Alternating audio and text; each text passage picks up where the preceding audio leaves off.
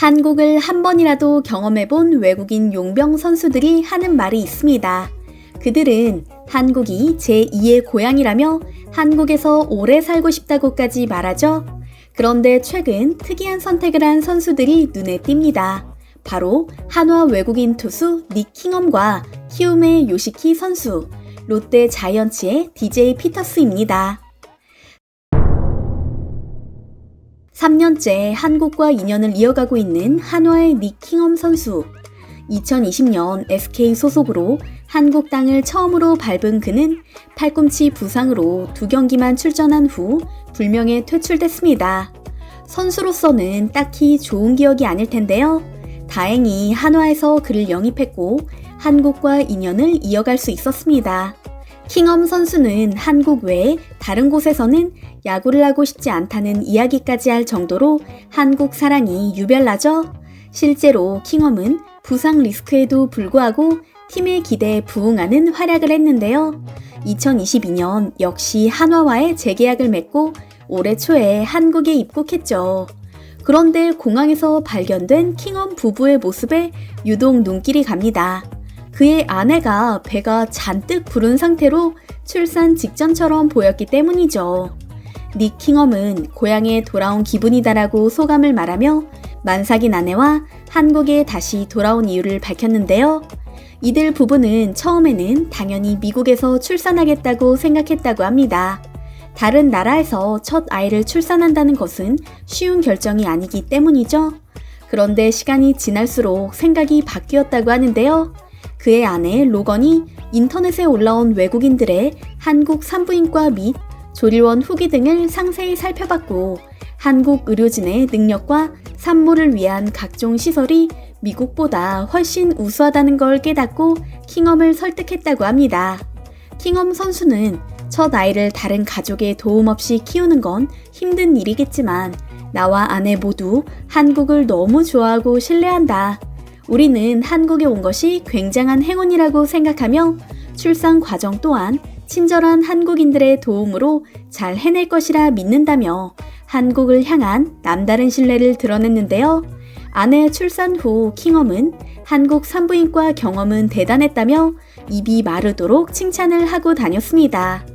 병원 시설은 물론이고 필요한 게 있으면 바로바로 지원을 해주는 서비스가 놀라울 정도였다고요. 한국에는 아빠가 된 선수가 아이 분유값을 벌기 위해 더욱 노력해 좋은 성적을 낸다는 의미의 분유 버프라는 말이 있습니다. 킹엄 또한 분유 버프를 받아 올해 더 좋은 성적을 내는 것은 물론이고 아이가 커서 야구장에 올 때까지 가능한 오래오래 한국에서 활약하는 게 꿈이라고 합니다. 한국에서 분유 버프를 받은 선수는 킹엄뿐만이 아닙니다. 키움 히어로즈의 외국인 투수 에릭 요키시 또한 한국에서 득남의 기쁨을 얻었습니다. 2019년부터 키움에서 뛰고 있는 요키시는 기복 없는 투구로 4년 동안 에이스 자리를 지키고 있죠. 아내가 출산할 경우 며칠 휴가를 받는 게 보통인데요. 요시키 선수는 딱 하루만 쉰 후 출전하는 등 의지를 불태웠다고 합니다. 그의 아내가 출산할 때 구단에서 물심양면으로 도와줬기 때문이죠. 특히 출산한 아내를 돌보기 위해 스프링 캠프를 1군 선수들과 하지 않고 따로 했다고 하는데요. 이례적인 일이지만 구단에서는 선수가 먼저 요청한 만큼 믿고 맡기기로 했다며 무한한 신뢰를 내보였죠. 이런 믿음에 보답하기라도 하듯 요시키는 아내가 출산하기 바로 전날 등판한 경기를 3대0 승리로 이끈 것은 물론이고 득남 후에도 훌륭한 성적을 보여줬습니다.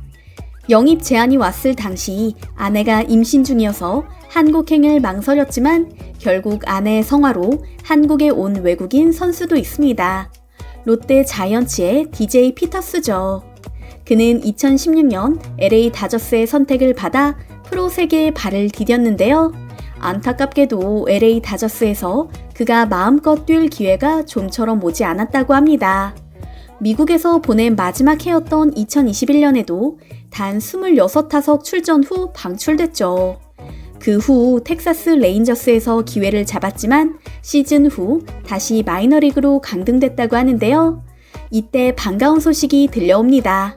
바로 한국의 롯데에서 영입 제안을 해온 것이죠. 한국에서 꼭 뛰고 싶었을 뿐더러 출전 기회가 너무나도 절실했던 DJ 피터스는 뛸 듯이 기뻐했다고 합니다. 신의 은총이라 생각할 정도로요. 그런데 그는 갑자기 고민에 빠지게 됩니다. 아내가 임신 중이었기 때문이죠.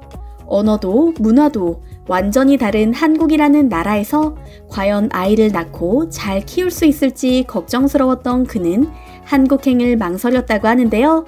그때 우연히 전 롯데 자이언츠 외국인 선수인 짐 아두치와 연락이 닿았다고 합니다.